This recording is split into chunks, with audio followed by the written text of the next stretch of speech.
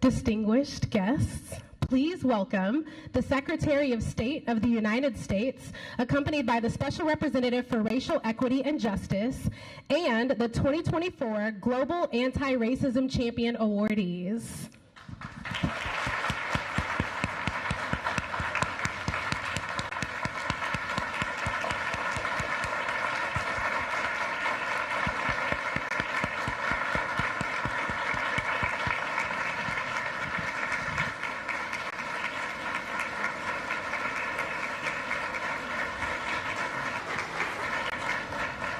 Good morning, Secretary Blinken, distinguished guests, members of the Diplomatic Corps, esteemed colleagues, friends, and our 2024 Global Anti-Racism Champions. It is my distinct honor and privilege to warmly welcome you all to the Department of State for our second annual Global Anti-Racism Champions Awards. Today, we gather to honor 6 remarkable civil society leaders who have shown extraordinary courage in the face of some of the world's most pressing challenges. And while today may be the first time you are hearing their names or learning of their community's struggles, their dedication to the fight against racism and discrimination is making the world a safer, more peaceful place for all of us. Their work is nothing short of inspiring, and it is exactly what this moment demands. Around the world, including here in the United States, we are seeing a disturbing rise in racial and ethnic tensions. Across Europe, political groups are gaining momentum by exploiting ethnic divisions and promoting ethno-nationalism, often veiling white supremacist ideologies as efforts to protect cultural heritage and economic stability. Migrants and immigrants are increasingly being scapegoated, portrayed as threats to jobs and national identity, instead of being recognized for who they really are, human beings. Again, these events are not confined to Europe. Globally, conflicts rooted in race, ethnicity, and identity are intensifying. In Burma, we continue to witness the devastating persecution of Rohingya, a stark reminder that ethnic cleansing and racial violence are alive and well in today's world. In Sudan, warring parties have again engaged in targeted ethnic violence, and rapid support forces have committed ethnic cleansing, targeting many of the same communities that bore the brunt of the Darfur genocide over 20 years ago. In some parts of South and Central America, indigenous peoples continue to be terrorized and killed for simply existing on the lands they have lived on and protected since time immemorial. And in Gaza and the West Bank, where issues of ethnicity and religion have long fueled conflict, the cycle of violence continues to take its toll on the most vulnerable communities. These conflicts exacerbate racism in ways that extend far beyond their immediate borders. Russia's brutal war against Ukraine, spurred by Russia's unwillingness to see Ukrainians as their own people, has created a humanitarian crisis in which marginalized groups face disproportionate hardships, from Ukrainian Roma refugees in Europe who face segregation in substandard living conditions and reception centers, to Indian and African students in Ukraine who encountered discrimination at border crossings while trying to flee for their lives during the initial days of the full-scale invasion. And as regional violence broke out in Lebanon, we heard horrific stories of workers of African descent abandoned by employers, left without support in an increasingly hostile environment. These are not isolated incidents. They are part of a global pattern in which people belonging to marginalized racial and ethnic groups are treated as expendable or invisible. Yet, in each of these global conflicts, there are countless unsung heroes working tirelessly to serve the underserved, make the invisible visible, bring the marginalized to the center, and foster equity and justice in their communities. It is against this backdrop that we honor today's awardees. They serve as beacon of hope during these bleak times. They stand courageously at the front lines of the fight against racism, and their work is a powerful testament to what can be achieved when we refuse to be passive in the face of injustice. The leaders we honor today are not waiting for change to come. They are actively making it happen. They are the somebody Brian Stevenson was referring to when he said, quote, "Somebody has to stand when other people are sitting. Somebody has to speak when other people are quiet," end quote. Each of these individuals exemplifies the courage, resilience, and leadership required to confront racism and discrimination at its core. Their work demonstrates that the fight for justice is far from over, and it will take all of us working together with the fierce urgency of now to create a world where race, ethnicity, or national origin do not determine one's worth or one's access to basic human rights. So while we are here today to honor these 6 leaders, they really honor us with their presence. And I'm grateful that they took their time away from their life-saving work to be here with us. With that, it is now my pleasure to give the floor to Secretary of State Antony Blinken. Thank you.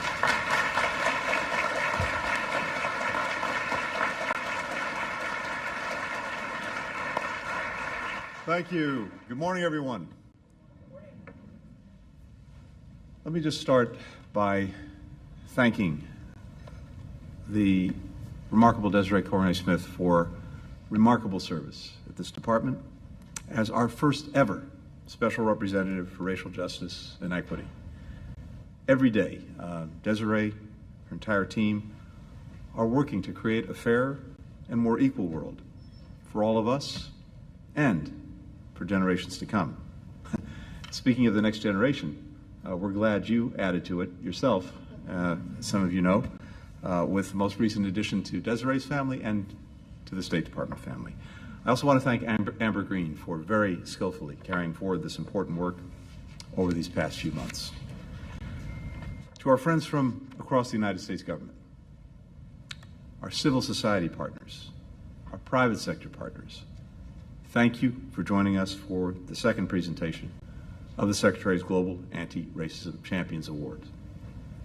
And to our 6 honorees, it is quite simply humbling to share this stage with you. Thank you, thank you, thank you for your presence today, for your extraordinary work every day, which we'll talk about in just a couple of minutes. When President Biden took office nearly 4 years ago, the United States and many other societies were experiencing a racial reckoning.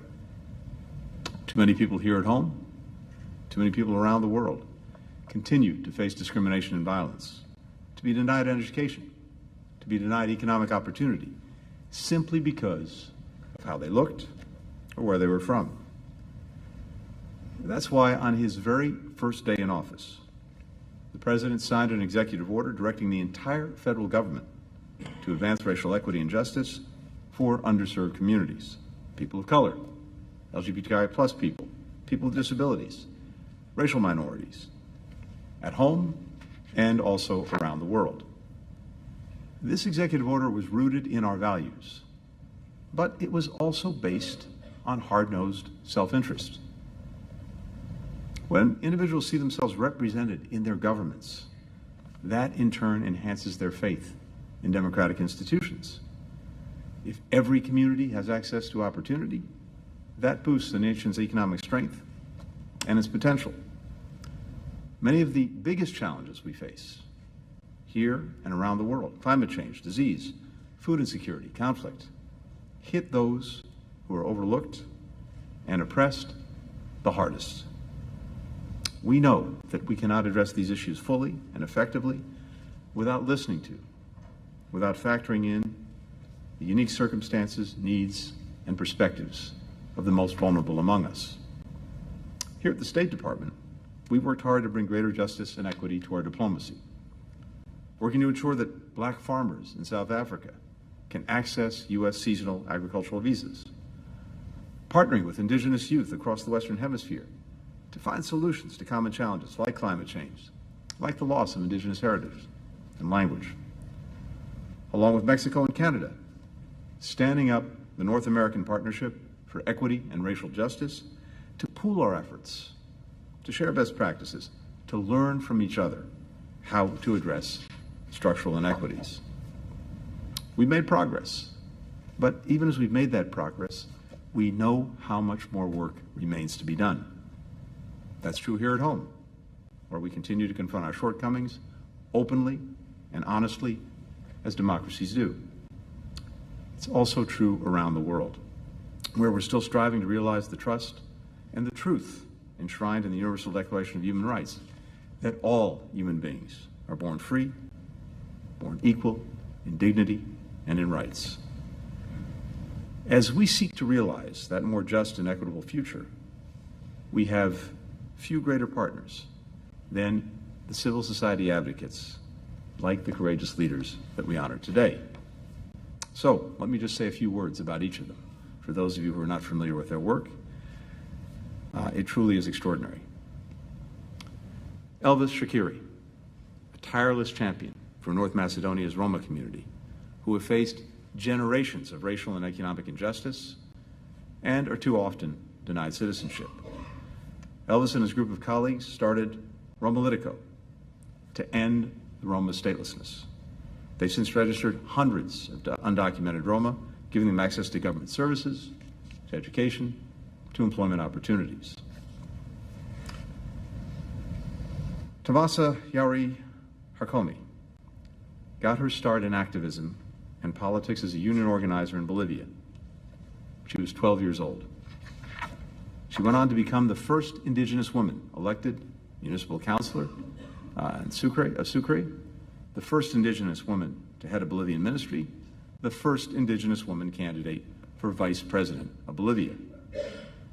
In a nation where indigenous people experience disproportionate rates of poverty and unemployment, she's working. A todas las organizaciones y todas las personas involucradas que han hecho posible este sueño para todos nosotros, para todas nosotras.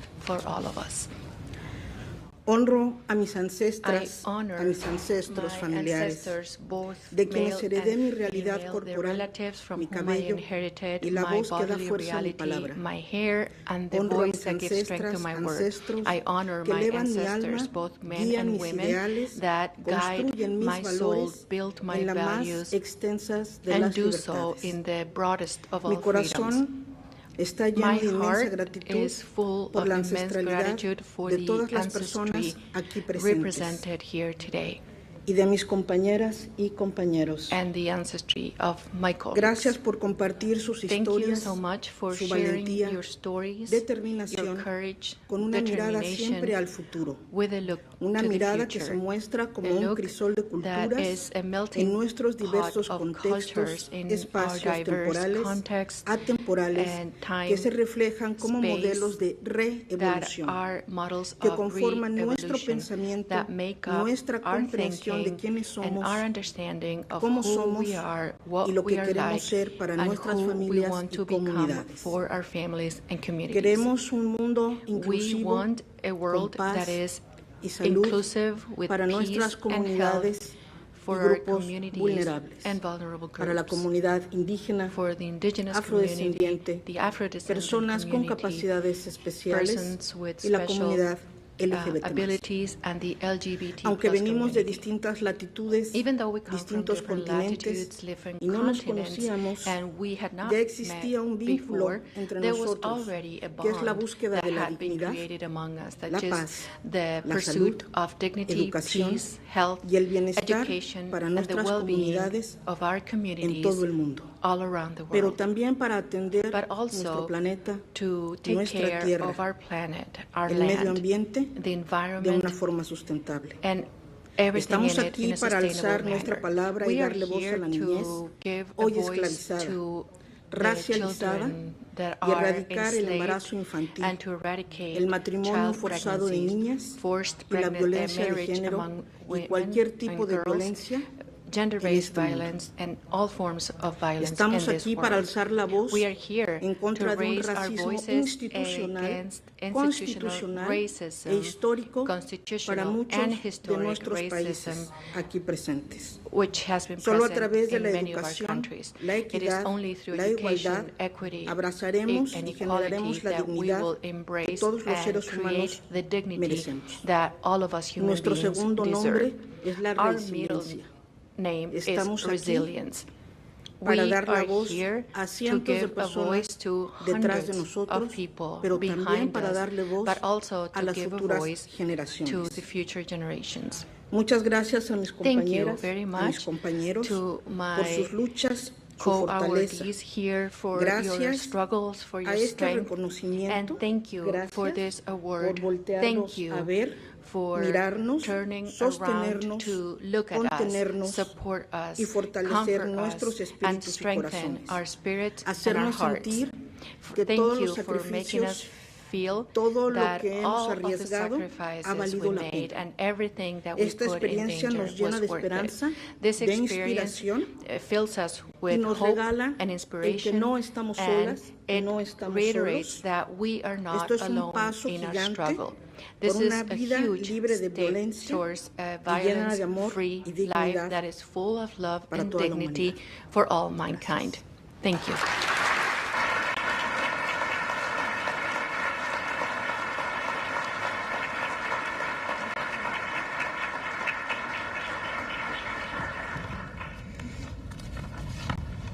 Thank you, Tanja. Let me close by thanking to all of you who joined us today in person and virtually. Thank you for being here with us to celebrate and honor these truly phenomenal leaders. None of this would have been possible without the tireless work of so many behind the scenes, so I must briefly just thank them. To our colleagues in protocol, thank you. To the interpreters, thank you. To the cleaning staff who ensured the auditorium was spotless for you and will ensure that it is just as pristine for those who come after us, thank you. And last and certainly but not least, let me thank my phenomenal SREG team. You just joyful justice warriors, thank you can never be enough to fully express my deep gratitude for the countless hours each of you put in to make today possible. Thank you. I want to also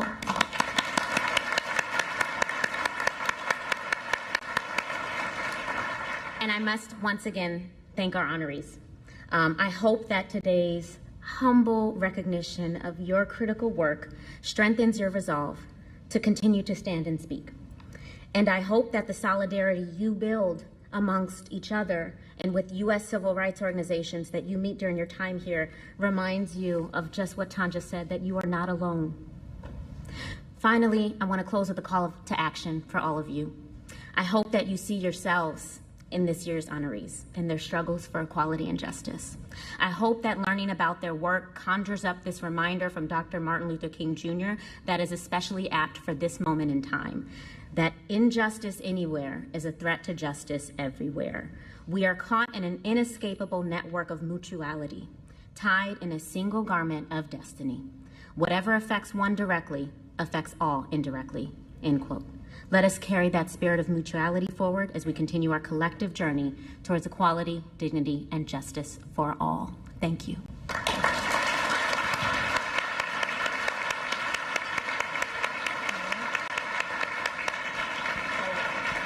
Distinguished guests, thank you so much for coming. This concludes our ceremony. Please remain in your seats while our stage participants depart.